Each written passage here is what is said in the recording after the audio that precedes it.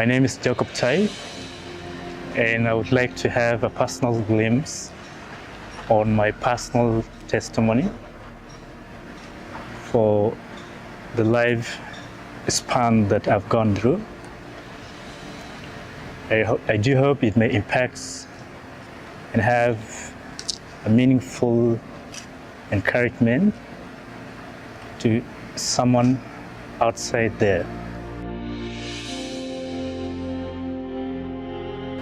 I do hail from Akobo as my background home. Well, actually, I have some horrific progress or stages in life. First and foremost, I was brought up in a nuclear family setup. I do vividly actually remember in 1997, this was a negative occasion that my dear dad, along with my stepdad, passed on.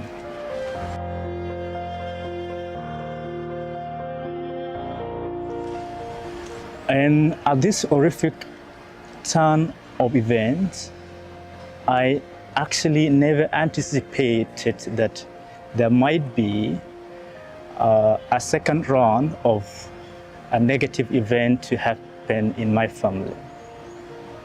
So when my dad passed on, my dear mom took over and the responsibility to take care of us back in the village. Things did happen again when I actually moved from home to a refugee camp of Kakuma in Kenya. Back then, my mom and my siblings were left behind in my homeland. At this crucial stage, mom again, after 8 years, when my dear dad passed on, my mom passed on again.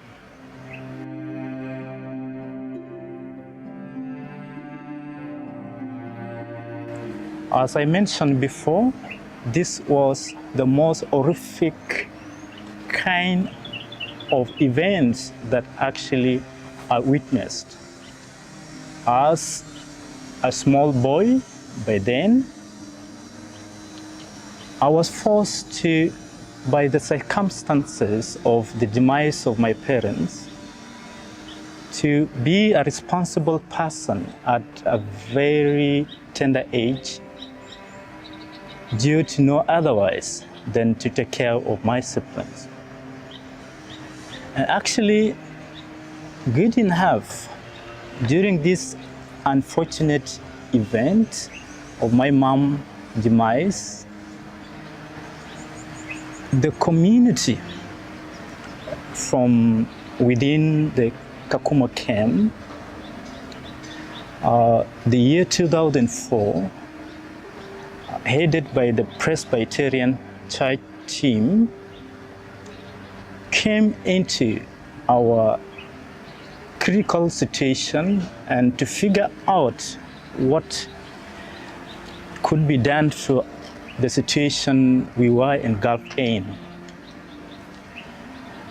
At that moment, since there are always wonders to God on how He can intervene in,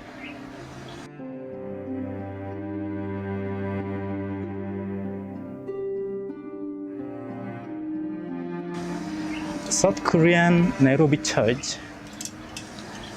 based in Nairobi, came with team to actually had a program to support both parents, children for education program. At that juncture, I do vividly recall that on July of 2004, the South Korean came as a church team base and took my family siblings to Nairobi. At that moment, mind you, my mom left a 6 years old last born at my care and responsibility and in extensive to the care of the community members in the camp. At this moment, when my siblings were taken, I had to remain behind for reason to actually provide the needed care to our last born, and to actually been with our last born for good 3 months in the Kakuma camp main hospital. And thereafter, when he recovered from the process where he was in a critical situation that none could imagine that he would be alive, then the South Korean again contacted through the Presbyterian Church that they have the willingness to take me again with my siblings. At this time again, my 6 months old sibling was at a situation that we would not be able to take him along with us. So it prompted the whole team to advise my next of kin that let our last born be left behind until probably when he is fully recovered in a good, careable year where he can actually proceed to follow us. Well, it was a disappointment that last born of ours that I took enough time and the community spent a lot of humanitarian support that I could leave him behind.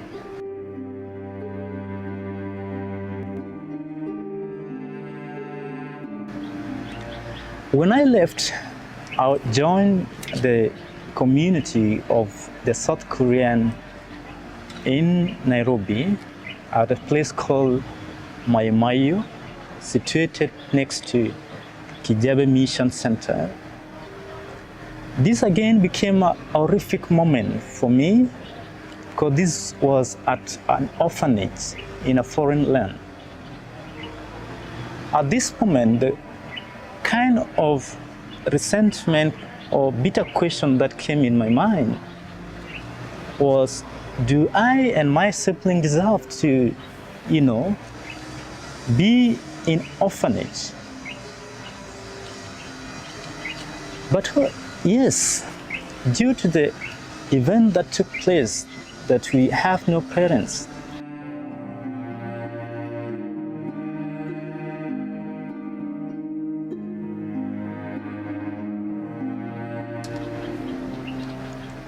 I and my sibling resulted to admit the situation and to actually got into the orphanage, an opportunity that we appreciated. Well, in the process, as we've been away from our next of kin, from the presence of our land as South Sudan, one question that actually been consistent and persistent in my mind and along with my siblings, it being, what is our identity?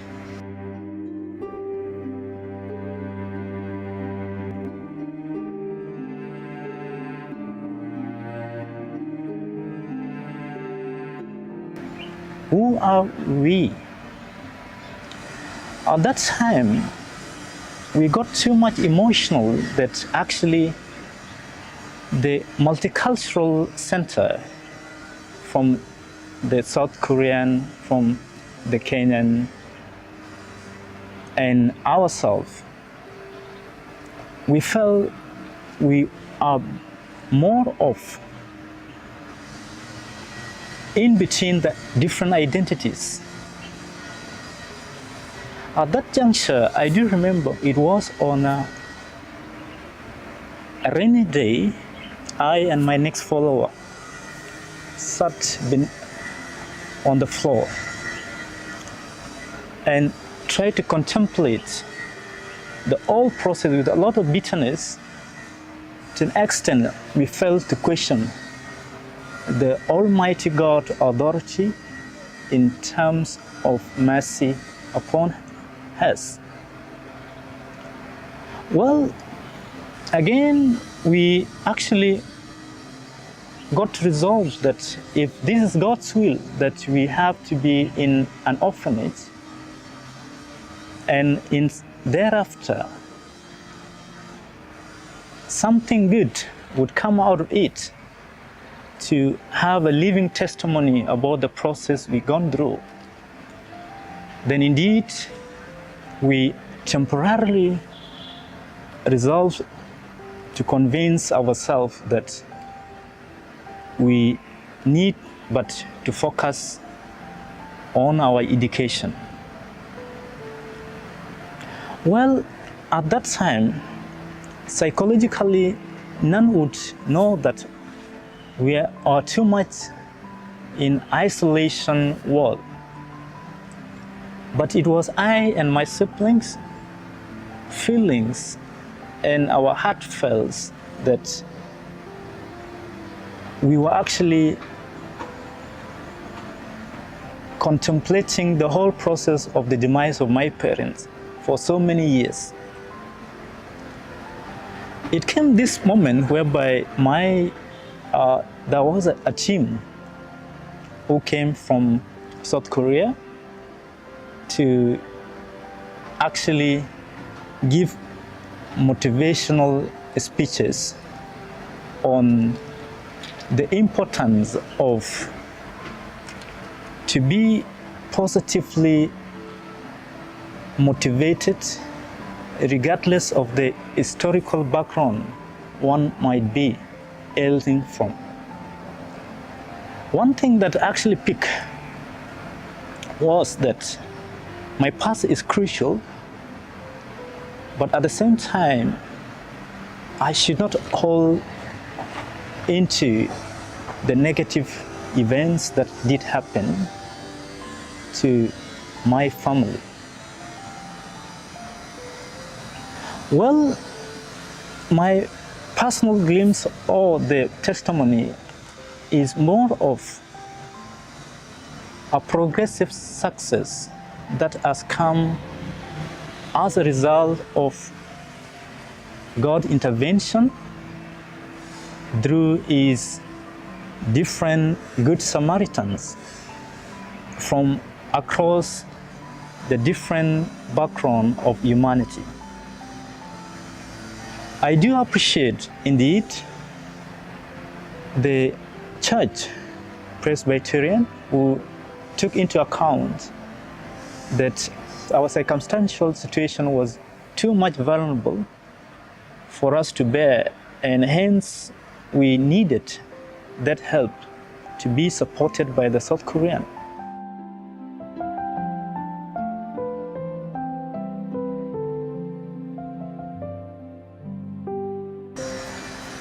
Well, up to that stage where I've been together with my siblings in the orphanage, one thing that I actually felt a lot is the orphanage process molded me more of a humanity person in my thinking, in my actions, when this opportunity for me to be present at my homeland, South Sudan, is so encouraging to me that God has helped me to actually maintain focus on my mindset that one day the negative events that did took place will become a concrete testimony that an individual who might be in the same situation or in a different situation, more like our situation, will have a reason to wade through and to persevere, knowing that there will be an ultimate intervention on a situation. And the ultimate intervention to me is God's intervention.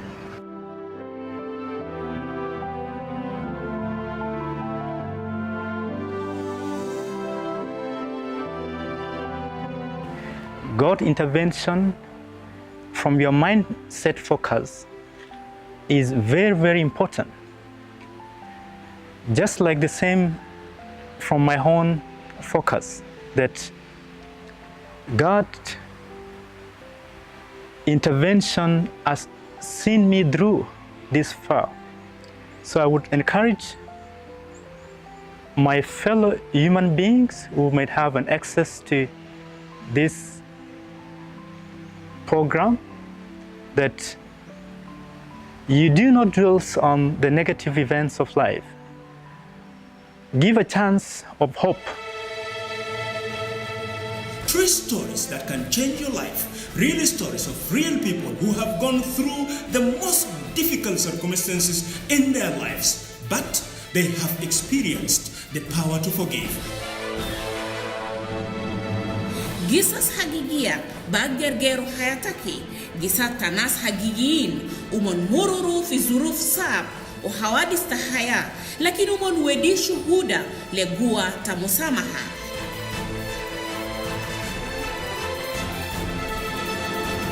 If you'd like to get a free copy of the book and audio device Power to Forgive, you can call this toll-free number 2222. Call now and get your free copy.